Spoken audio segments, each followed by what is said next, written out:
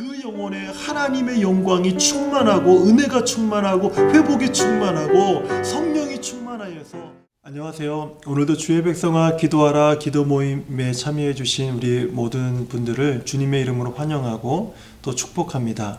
오늘 이 말씀과 또 기도의 시간을 통해서 하나님의 놀라운 은혜와 또 능력이 우리 모든 분들에게 충만하게 임하기를 축복합니다.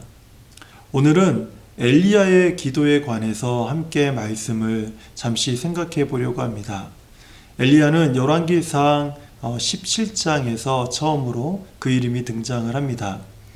엘리야 선지자는 우리가 잘 알고 있듯이 능력의 선지자입니다. 사실 구약의 그 어떤 선지자들과 비교를 해도 엘리야만큼 이렇게 불같은 하나님의 능력을 받은 선지자는 찾아보기가 어렵습니다. 그 정도로 엘리야는 굉장히 하나님의 능력에 충만한 그런 선지자였습니다. 그런데 엘리야가 처음에 등장하는 이 열왕기상 17장에 보면요, 엘리야를 통해서 하나님께서 이스라엘 온 땅에 수년 동안 가뭄이 있을 것이라고 하는 예언의 메시지를 주십니다. 그리고 나서 하나님은 엘리야를 사르밧 과부에게로 보내십니다. 그 극심한 가뭄 기간 동안에 이 엘리야를 공양할 수 있도록 사르밧 과부에게 보냅니다. 엘리야가 사르밧 과부에게 갔을 때 이 사르밧 과부는요, 나뭇가지를 줍고 있었습니다.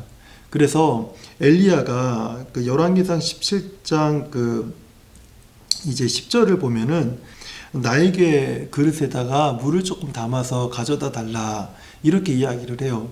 그러니까 이 과부가 그릇에 물을 담아다가 엘리야에게 주려고 가지러 갔다가 오니까 이어서 말하기를 나에게 그 떡 작은 조각 하나를 만들어서 내게 갖다 줘라 이렇게 이야기를 합니다.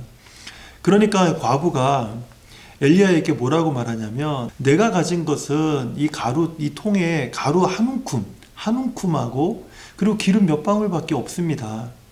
지금 내 상황이 어떤 상황이냐면, 이 한 움큼의 이 가루를 가지고 또 기름을 가지고 떡을 만들어서 이 작은 떡을 만들어서 먹고 내 아들과 함께 먹고 그 다음에 우리는 죽기를 기다리려고 계획하고 있습니다. 이것이 지금 우리가 처한 상황입니다. 이렇게 과부가 엘리야에게 이야기를 합니다. 그러니까 엘리야가 뭐라고 얘기하냐면요, 13절에 이렇게 말합니다. 두려워하지 말아라. 가서 네 말대로 하려니와 먼저 그것을 나를 위하여 작은 떡 한 개를 만들어 내게로 가져와라. 먼저 나를 위해서 떡을 만들어라. 그 후에 너와 네 아들을 위해서 떡을 만들어라. 이렇게 이야기한 이유가 뭐냐면, 엘리야는요, 하나님으로부터 이 사르밧 과부에 대한 메시지를 가지고 있었습니다. 그게 14절인데요. 이스라엘의 하나님 여호와의 말씀이 나 여호와가 비를 지면에 내리는 날까지 그 통의 가루가 떨어지지 아니하고 그 병의 기름이 없어지지 아니하리라. 그러니까 엘리야는 이 메시지를 가지고 있었기 때문에 먼저 과부에게 자기를 위해서 떡을 만들어 가지고 오라고 이렇게 이야기를 했던 것입니다. 그리고 이 사르밧 과부가요, 엘리야의 말대로 이렇게 순종해서 정말 엘리야를 위해서 먼저 떡을 만들어서 그를 대접했더니 그 통의 가루가 떨어지지 않는 거예요. 여러 날을 먹었는데도 불구하고 통의 가루가 떨어지지 않고 기름병에 기름이 마르지 않는 겁니다. 이 놀라운 기적을 이 사르밧 과부가 경험하기 시작을 한 겁니다. 그러면서 이 과부는요, 엘리야를 자기 집에 모셔다 드리고 그리고 거기에서 엘리야를 이제 섬기기 시작을 합니다. 그러던 어느 날이었어요. 갑자기 아들이 큰 병에 든 겁니다. 그리고 나서 그 병이 회복이 되지 않고 결국 그 아들이 그 병 때문에 죽게 됐어요. 그러니까 과부가 엘리야 선지자에게 찾아와서 원망을 합니다. 당신이 나에게 와서 이렇게 내 아들을 죽게 하려고 내게 왔습니까? 이러면서 내 아들이 죽은 것을 보십시오. 이 아들의 죽음을 통해서 내 죄를 생각나게 하려고 당신이 내게로 온 것입니까? 하면서 막 자신의 슬프고 애통하는 마음을 막 다 토해내는 것입니다.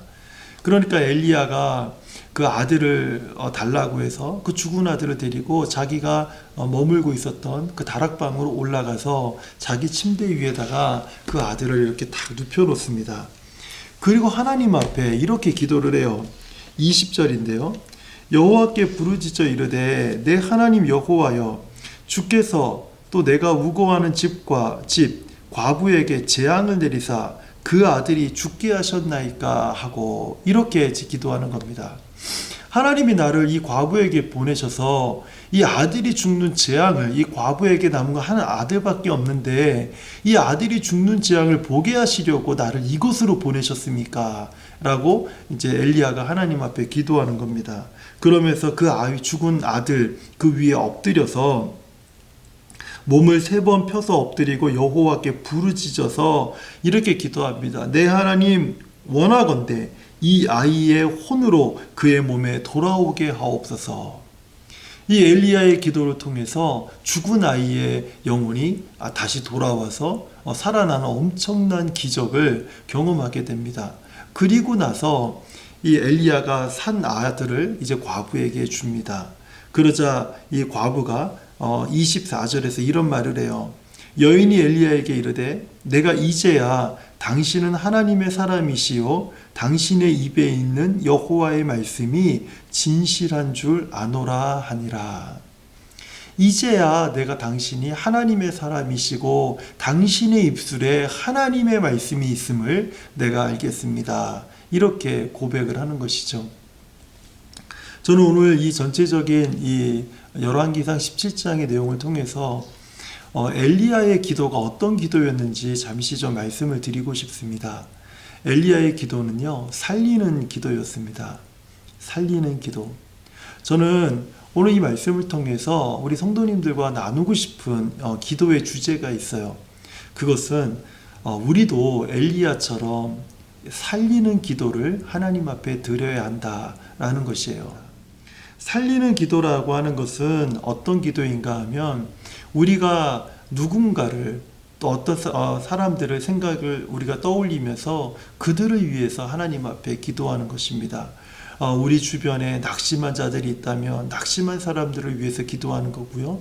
절망적인 상황에 놓여 있는 사람들이 있다면 그 사람들을 위해서 기도하는 것입니다.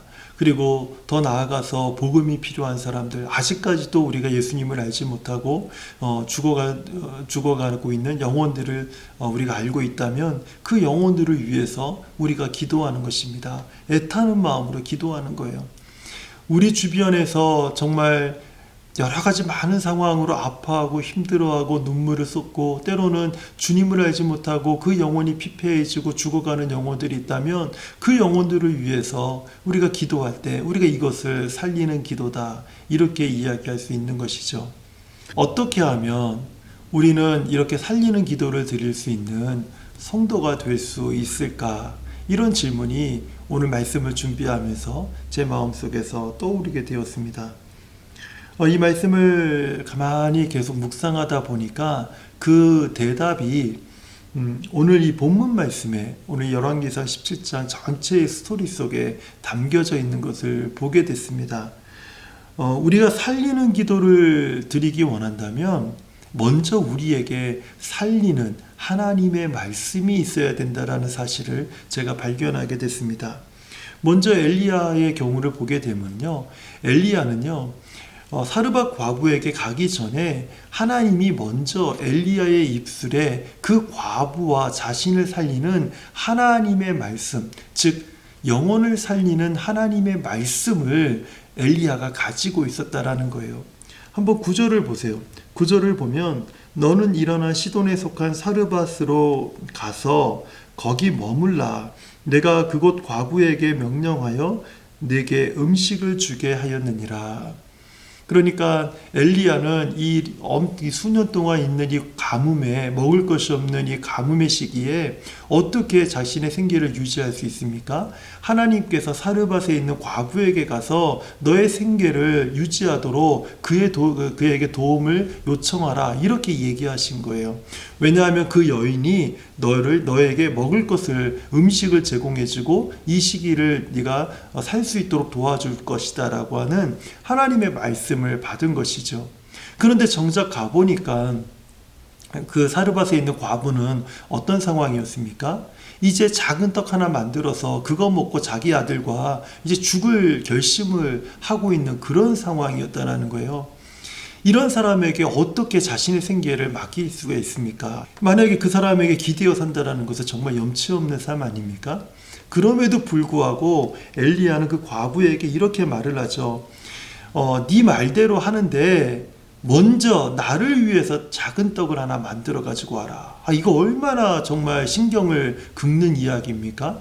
이제 이 떡을 자기 아들과 먹고 죽으려고 하는 사람 앞에 네가 먼저 먹지 말고 나를 위해서 떡을 먼저 만들어 와라, 이렇게 말하는 것은요, 이 떡을 먹고 죽으려고 하는, 죽을 결심을 하고 있는 이 사르밧 과부와 그 아들에게 있어서 얼마나 그 마음에 상처가 되는 그런 말이겠습니까? 그럼에도 불구하고 이렇게 말한 이유가, 엘리야는요 14절에 이렇게 이야기를 해요. 이스라엘의 하나님 여호와의 말씀이 나 여호와가 비를 지면에 내리는 날까지 그 통의 가루가 떨어지지 않고 그 병의 기름이 없어지지 아니하리라. 여호와의 말씀이 이렇다는 거예요. 이 여호와의 말씀이 어떤 말씀입니까? 사르밧 과부를 살리고 그의 아들을 살리고 엘리야를 살리는 하나님의 말씀이라는 거죠. 오늘 우리가 어떠한 영혼들을 위해서 살리는 기도를 드리기 원한다면 먼저 우리에게 하나님께서 그들을 살리시고자 하는 하나님의 말씀을 우리 삶에 주셔야지만 우리가 그런 기도를 드리는 기도자가 될 수 있다는 것입니다. 그렇기 때문에 살리는 기도를 드리고자 하는 성도들은요, 먼저 하나님의 말씀을 읽는 일에, 묵상하는 일에 전념해야 합니다. 우리가 하나님의 말씀을 묵상하지 않고 하나님의 말씀을 읽지 않고는 살리는 하나님의 말씀이 내 삶 중심에 머무르지 않는다라는 거예요. 항상 하나님과 함께하고 그 하나님과 교제하였던 엘리야에게는 살리는 하나님의 말씀이 있어 이후에 다시 살리는 기도를 하나님 앞에 드릴 수 있었다라는 거예요.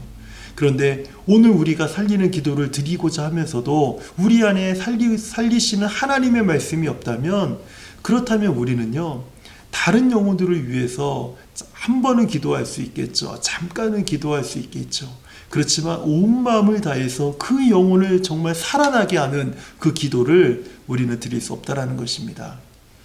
사랑하는 성도님들, 저는 우리 성도님들이 주의 백성아 기도하라, 이 시간에 함께 기도하는 것은 저는 우리 모두가 함께 살리는 기도에 동참하는 것이라고 믿습니다. 그렇다면 우리가 이 기도에 살리는 하나님의 말씀을 우리가 가슴에 두어야 되지 않겠습니까? 그 말씀이 어디에 있습니까?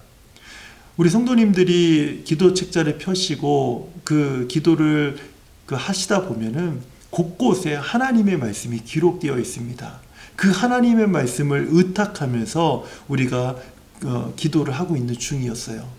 그 말씀이 우리를 살리고 또 그 기도 제목에 속해 있는 자들을 살리는 하나님의 말씀이라는 것을 기억하시기를 바랍니다. 그래서 기도할 때에 그 기도 책자에 기록되어 있는 그 하나님의 말씀을 잘 묵상해 보십시오. 그리고 그 말씀을 힘있게 의지하고 붙들면서 하나님, 이 말씀이 이렇게 우리에게 약속하고 있기 때문에 제가 이 약속의 말씀을 따라서 하나님 앞에 이렇게 기도합니다. 이런 마음을 가지고 우리가 기도할 때 우리는요, 살리는 기도를 드리는 성도가 될 수 있는 것입니다. 마지막으로 성도님들에게 제가 한 가지 중요한 권면을 드리고 싶습니다. 우리 주변에서 정말 예수님을 알지 못하는 사람들, 그리고 복음이 필요한 사람들을 떠올려 보십시오. 그 사람들이 떠오른다면 오늘부터 이 말씀을 듣는 이 시간 이후부터 그들을 살리는 기도를 하나님 앞에 올려드리는 성도들이 되시기를 바랍니다. 하나님, 제가 알고 있는 우리 남편, 아니면 아직까지 주님을 믿지 않고 있는 우리 부모님들, 아니면은 믿지 않는 우리 가족들, 이 한 명 한 명의 이름들, 그리고 내가 기억하고 있는 한 명의 이웃, 또는 교회에서 신앙생활하다 낙심하고 이제 교회를 다니지 않고 있는 어떤 성도님, 어떤 집사님, 이런 분들의 이름과 얼굴이 떠오른다면요, 오늘부터 그분을 위해서 집중적으로 기도하시기를 바랍니다. 하나님, 이 영혼이 살기를 원합니다. 이 영혼이 예수 그리스도의 이름으로, 그 능력으로, 예수님의 십자가 보혈로 살아나기를 원합니다. 하나님, 살려주십시오. 왜 이 영혼의 이름을 제 마음속에 떠올려 주셨습니까? 기도하라고 떠올려 주신 것 아닙니까? 하나님, 내가 이제 기도합니다. 이 영혼을 위해서 기도하는데 그 영혼을 붙잡고 있는 모든 어두움과 우상과 미신과 더러움과 악함과 미혹과 좌절과 상하게 했던 모든 마음들에서부터 예수 그리스도의 이름으로 자유하게 하시고, 예수 그리스도 십자가의 복음으로 그를 구원하게 하시고 회복시켜 주셔서 그 영혼에 하나님의 영광이 충만하고 은혜가 충만하고 회복이 충만하고 성령이 충만하여서 그 영혼이, 그 생명이, 그의 가정이, 그의 사업이, 일터와 직장이 다시 살아나게 하여 주십시오.